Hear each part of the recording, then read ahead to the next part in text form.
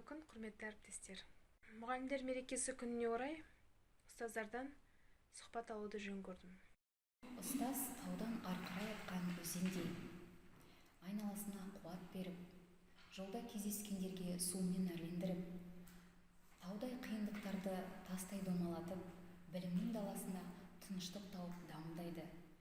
Ұстаз жер деген әлемнің бетін көркейтіп, шәкірттеріне шуақ төккен күн ана деп.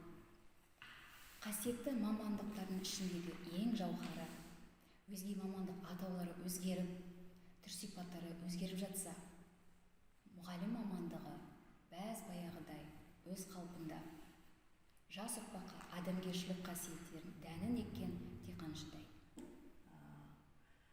Тек қана алда жүретін, тек қана жұмысқа белсенді болып, ауылдың болсын, қаланың болсын, балалардың, оқушылардың арасында әрқашанда жоғарғы мәртебеде тұратын адамдар ұлағатты ұстаздар деп ойлаймын. Ол ең басты өзінің пәнін жақсы көру керек. Сол өзінің пәнін оқушыларға ең жоғары деңгейде жеткізіп, мотивация туғызу керек. Бірінші мамандығым теміржолшы мамандығы да, екінші өзім уже тұрмыс құрғаннан кейін жолдасым екеуміз бірге оқып, сол қазақ тілі мамандығын иесі болдым. 7 сыныптан бастап менің өзі ұстазым сондай бір керемет мұғалім болды. Сол мұғалімге ұқсасам деген арманым болды. Сол арманыма жеттім деп ойлаймын. Так, ну если ученик опоздал на урок, в принципе, как бы отношение всегда разное, потому что если это только начало, и ученик заходит, где-то можно замечание сделать, сказать, что чтобы в следующий раз не опаздывал. Вот, а если ученик опоздал, конечно, к середине урока и уже идет тема, то здесь нет возможности отвлекаться, просто быстренько говоришь, садись быстрее, начинай работу, а потом уже после урока, конечно, сделаешь замечание, узнаешь, по какой причине ребенок опаздывает.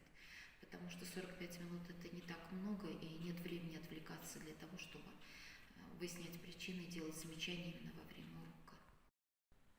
Мен өте жақсы, көңіл күйім өте жақсы күйде келіп жүрдім, өйткені жаңа мектеп адамға сондай бір жақсы көңіл күй сыйлайды. Қуанышпен келіп мектепке. Ну, я пешком добираюсь до школы. Я как бы человек уже в возрасте, поэтому я считаю, что человек должен много ходить. Эта школа новая немножечко поближе, я быстрее дохожу. Ну и в старой, в общем-то, ходила всегда быстрым темпом. Вот. Не проблема, ходить надо. У нас село протяженное, и хочу сказать, что вот раньше дети с края села шли и в мороз, и в любую погоду, и спокойно шли. А сейчас почему-то считают, что это далеко, даже родители довозят, и то умудряется опаздывать. Вот. Ходить надо, и желательно пешком, и детям в том числе. Мен мектепті алыс деп санамаймын. 4-5 километр болса да, таксимен де келемін, әріптестерім көлігімен де келемін, автобусқа да шығамын, велосипедпен де келе аламын. Я утром добираюсь до школы на машине, а после обеда для себя, чтобы сохранить форму, здоровый образ жизни, пешком. Лечу на крыльях вдохновения к встрече с детьми. Өздеріңіз байқағандай, мұғалімдер өз тәжірибелеріне сүйене отырып, әртүрлі жауаптар берді. Құрметті ұстаздар, сіздерді төл мерекелеріңізбен шын жүректен құттықтаймын. Сіздерге тек қана шығармашылық табыс тілеймін. Сіздермен болған директордың оқу және тәрбие ісінің орынбасары Айнаш Қуанышқызы. Келесі сұхбатта кездескенше.